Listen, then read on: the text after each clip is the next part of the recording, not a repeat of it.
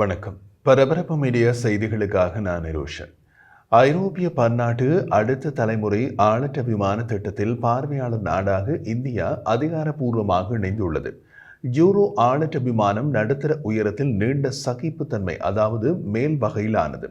Remotely பைலட்டட் ஏர் system, சுருக்கமாக RPAS திட்டத்தில் India பங்கேற்பதை வரவேற்றுள்ள ஐரோப்பிய கூட்டு ஆயுத ஒத்துழைப்பு அமைப்பு OCCAR ஜெர்மனியில் இந்தியா இணைந்த அறிவிப்பை வெளியிட்டுள்ளது.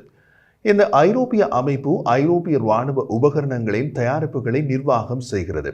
அவற்றில் ஏர்பஸ் நிறுவனத்தின் இராணுவ போக்குவரத்து விமானம் A400M அட்லஸ், பாக்சர் கவச பயன்பாட்டு விமானம், டைகர் தாக்குதல் ஹெலிகாப்டர் உட்பட பல முக்கிய ஐரோப்பிய பாதுகாப்பு திட்டங்களை மேற்பார்வையிடுவதற்கு பொறுப்பேற்றுள்ளது. அந்த ஐரோப்பிய பாதுகாப்பு அமைப்பின் இயக்குனர் ஜோகிம் சகார் ஜெர்மனியில் பெர்லினில் உள்ள இந்திய தூதரகத்திற்கு பார்வையாளர் நாடு ஒப்புதல் கடிதத்தை தனிப்பட்ட முறையில் வழங்கினார். இயக்குனர் இந்த மைல்கல்லுக்கு இந்திய அரசாங்கத்தை வாழ்த்தினார். இது நீண்ட பலனளிக்கும் மற்றும் பரஸ்பர நன்மை பயக்கும் ஒத்துழைப்புக்கான அடித்தளத்தை அமைக்கும் என்று நம்பிக்கை தெரிவித்தார். யூரோ ஆளற்ற விமான திட்டத்தில் இந்தியாவை சேர்த்ததன் மூலம் ஜப்பானுக்கு அடுத்தபடியாக பார்வையாளர் அந்தஸ்தை பெற்ற இரண்டாவது இந்தோ பசிபிக் நாடாக இந்தியா திட்டத்தில் இணைந்துள்ளது. நவம்பர் 2023 ஜப்பான் பார்வையாளராக அனுமதிக்கப்பட்டதை தொடர்ந்து பார்வையாளர் அந்தஸ்துக்கான இந்தியாவின் விண்ணப்பம் ஆகஸ்ட் 2024 சமர்ப்பிக்கப்பட்டது. ஒரு விமான தயாரிப்பு திட்டத்தில் பார்வையாளர் நாடாக இணைந்து கொள்வதில் உள்ள நன்மை என்ன? இந்தியா போன்ற பார்வையாளர் நாடுகளுக்கு விமானத்தின் தொழில்நுட்ப தரவுகளுக்கான அணுகல் மற்றும் விமானத்திற்கான ஓர்டர்களை வழங்கும் திறன் ஆகியவை வழங்கப்பட்டுள்ளன. அதே நேரத்தில் விமானத்தின் வடிவமைப்பு, மேம்பாடு அல்லது பங்கேற்கும் நாடுகளிடையே பணி பகிர்வு விநியோகம் தொடர்பான முடிவெடுக்கும் செயல்முறைகளில் ஈடுபட முடியாது. மொத்தத்தில் அவர்களின் பங்கு விமானத்தின் தொழில்நுட்ப தகவல்களை பெறுவது மற்றும் விமானத்தை வாங்குவதற்கான முன்னுரிமை ஆகியவை உள்ளன. இந்தியா சமீபத்தில் வாங்க முடிவு செய்துள்ள ஆளற்ற விமானம் அமெரிக்க தயாரிப்பு MQ-9. அது 23 ஆண்டுகளுக்கு முன் அறிமுகப்படுத்தப்பட்ட விமானம். யூரோ ஆளற்ற விமானம் தற்போது தயாரிப்பு நிலையில் உள்ள அடுத்த தலைமுறை ஆளற்ற விமானம். அதனால் இதில் மேம்பட்ட தொழில்நுட்பங்கள் இருக்க வாய்ப்பு உள்ளது. அதே நேரத்தில் அமெரிக்கா தமது திட்டத்தில் MQ-9 தயாரிப்பு திட்டத்தில் வேறு எந்த நாடுகளையும் கூட்டாளிகளாக இணைத்துக் கொள்வதில்லை. இந்தியா சமீப காலமாக மேற்கத்திய நாடுகளோடு தொழில்நுட்ப ஒத்துழைப்பை ஆழமாக்குகிறது. அதனால் இந்த நடவடிக்கை இந்தியாவின் பெரிய அளவிலான பாதுகாப்பு மூலோபாயத்துடன் ஒத்துப்போகிறது. யூரோ ஆளற்ற விமான திட்டத்தில் இந்தியாவின் இணைப்பு இந்தியா ஜெர்மனியுடன் ஆகஸ்ட் 2024 கையெழுத்திட்ட ஒரு கூட்டு பாதுகாப்பு ஒத்துழைப்பு ஒப்பந்தத்தின் அடிப்படையில் வருகிறது. அந்த ஒப்பந்தம் செய்யப்பட்ட உடனே யூரோ ஆளற்ற விமான திட்டத்தில் இணைந்து கொள்ள இந்தியா விண்ணப்பித்து 5 மாதங்களில் ஒப்புதல் கிடைத்துள்ளது. இந்த ஒப்பந்தம் தொழில்நுட்ப ஒத்துழைப்பு, இணை தயாரிப்பு மற்றும் பாதுகாப்பு தளங்களின் இணை மேம்பாட்டுக்கான அர்ப்பணிப்புகளை இரு நாடுகளும் பகிர்ந்து கொள்வதை அனுமதிக்கிறது. யூரோ ஆளற்ற விமான திட்டம் 2016 தொடங்கப்பட்டது. இது 7 பில்லியன் யூரோ மதிப்பிலான திட்டம். யூரோ ஆளற்ற விமான திட்டம் 4 ஐரோப்பிய நாடுகளான பிரான்ஸ், ஜெர்மனி, இத்தாலி மற்றும் ஸ்பெயினால் வழிநடத்தப்படுகிறது. ஏர்பஸ், டசால்ட் மற்றும் லியோனார்டோ போன்ற முக்கிய தொழில் பங்குதாரர்கள் இந்த திட்டத்தை இயக்குகின்றனர். இந்த ஆளற்ற விமானம் அமெரிக்காவின் MQ-9B போன்று, ஆனால் ஐரோப்பிய தொழில்நுட்பத்துடன் வடிவமைக்கப்பட்டுள்ளது. இருப்பினும் யூரோ ஆளற்ற விமான திட்டம் திட்டமிட்டபடி தாமதங்களை எதிர்கொள்கிறது. தாமதத்திற்கு காரணம் ஏர்பஸ் மற்றும் பிரான்சின் டசால்ட் விமான தயாரிப்பு நிறுவனங்கள் இடையேயான ஒருங்கிணைப்பு சவால்கள் தான் என்று ஜெர்மன் ஆயுதப்படையின் வருடாந்திர ஆய்வு முன்பு விமர்சித்தது. இப்போது இந்த ஆளற்ற விமானத்தின் முதல் முன்மாதிரி விமானம் 2027 பறக்கும் என்று திட்டமிடப்பட்டுள்ளது. இந்தியாவுக்கு அடுத்த தலைமுறை விமானங்கள் தொடர்பிலான சவால்கள் உள்ள நிலையில் இந்த அடுத்த தலைமுறை ஆளற்ற விமான திட்டத்தில் இந்தியா இணைந்துள்ளது. இந்தியாவின் எல்லையில் உள்ள சீனா J-20 5ஆம் தலைமுறை போர் விமானங்களை தயாரித்து இயக்குகிறது. பன்னாட்டு யூரோ ஆளற்ற விமான திட்டத்தில் இந்தியாவின் நுழைவு ஐரோப்பிய நாடுகளுடன் புதுடில்லியின் பாதுகாப்பு உறவுகளை மேம்படுத்துவதற்கான தெளிவான முடிவாகும். இந்த வளர்ச்சி ஐரோப்பிய இராணுவ சாதன உற்பத்தியாளர்களுடன் இந்தியாவுக்கு ஆழமான உறவுகளுக்கு வழிவகுக்கும் என்று எதிர்பார்க்கப்படுகிறது. இந்திய விமானப்படை IAF அதன் விமான ஆற்றலை நவீனமயமாக்குவதில் எதிர்கொள்ளும் சவால்களை கருத்தில் கொண்டு இந்த நடவடிக்கை அவசியமாக தோன்றுகிறது. இந்திய விமானப்படை IAF தற்போது அதன் தேவையான வலிமையை பூர்த்தி செய்ய போராடி வருகிறது.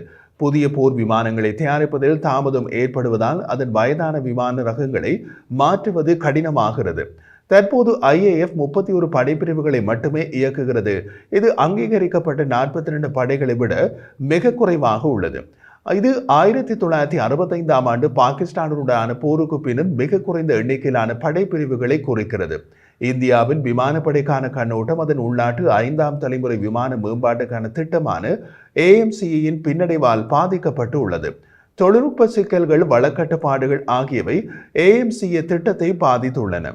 இந்தியாவின் 126 MRFA பல் செயற்பாட்டு விமானங்களை வாங்கும் ஒப்பந்தம் கூட நீண்ட காலமாக நிலுவையில் உள்ளது.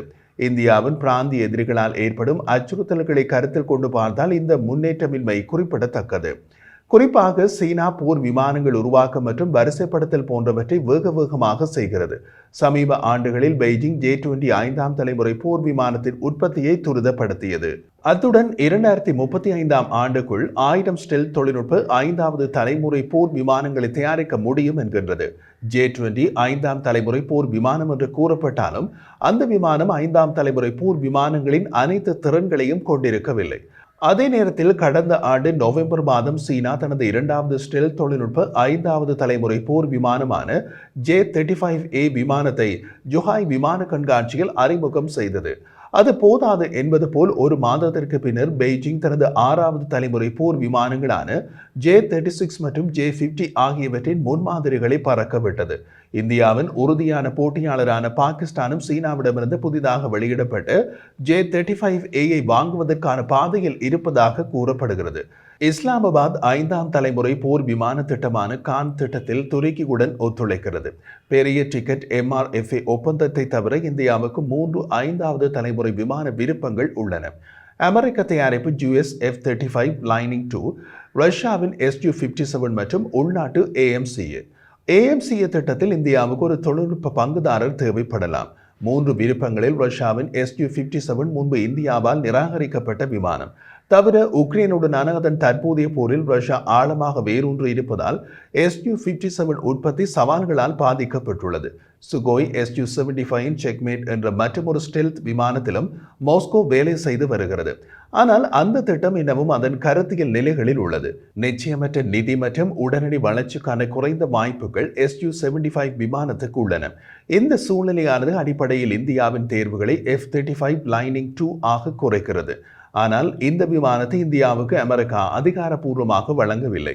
மேலும் ரஷ்ய S-400 வான் பாதுகாப்பு அமைப்பை வாங்கிய பின்னர் F-35 திட்டத்தில் இருந்து துருக்கி வெளியேற்றப்பட்டது இந்த விஷயத்தை மேலும் சிக்கலாக்குகிறது. அதே நேரத்தில் இந்தியாவும் கூட அமெரிக்காவை தனது போர் ஜெட் சுற்றுச்சூழல் அமைப்பில் சேர்க்க அதிக ஆர்வம் காட்டவில்லை. கூடுதலாக எந்த தொழில்நுட்ப பரிமாற்றமும் இல்லாமல் F-35 வாங்குவது இந்தியாவுக்கு மிகவும் கவர்ச்சியாக இருக்காது. இங்குதான் அடுத்த தலைமுறை GCAP மற்றும் SCAF விமான தயாரிப்பு திட்டங்கள் உட்பட ஐரோப்பிய பாதுகாப்பு திட்டங்கள் இந்தியாவை முன்னோக்கி செல்லக்கூடிய பாதையை வழங்கக்கூடும். அடுத்த தலைமுறை விமான தயாரிப்பு திட்டம் GCAP பிரிட்டன், ஜப்பான் மற்றும் இத்தாலியால் வழிநடத்தப்படுகிறது. அதே சமயம் FCAS அடுத்த தலைமுறை விமான தயாரிப்பு திட்டம் பிரான்ஸ், ஜெர்மனி மற்றும் ஸ்பெயின் தலைமையிலான கூட்டு முயற்சி. 2 திட்டங்களும் செயற்கை நுண்ணறிவு, தன்னாட்சி திறன்கள், மேம்பட்ட ஸ்டெல்த் அம்சங்கள் மற்றும் மேம்படுத்தப்பட்ட தரவு பகிர்வு அமைப்புகள் உட்பட அதிநவீன தொழில்நுட்பத்தை உள்ளடக்கிய 6வது தலைமுறை போர் விமானத்தை உருவாக்குவதை நோக்கமாக கொண்டுள்ளன. ஜூரோ ஆளற்ற விமான திட்டத்தில் பிரான்ஸ், ஜெர்மனி மற்றும் ஸ்பெயின் ஈடுபாட்டின் அடிப்படையில் ஐரோப்பிய அடுத்த தலைமுறை போர் விமான மேம்பாட்டில் புதுடில்லி பங்கேற்பதை எதிர்பார்ப்பது வெகு தொலைவில் இல்லை.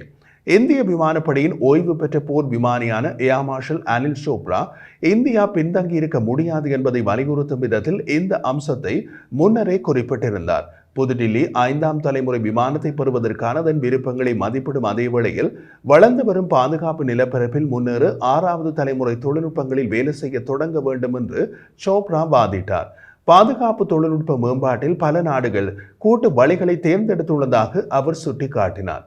இந்தியாவுக்கான கேள்வி அது ஐரோப்பிய 6வது தலைமுறை GCAP அல்லது FCAS விமான திட்டத்துடன் தன்னை இணைத்துக் கொள்ள வேண்டுமா என்பதுதான். இவை சவாலான முடிவுகளாகும், ஆனால் அவசியம் எடுக்க வேண்டிய முடிவு.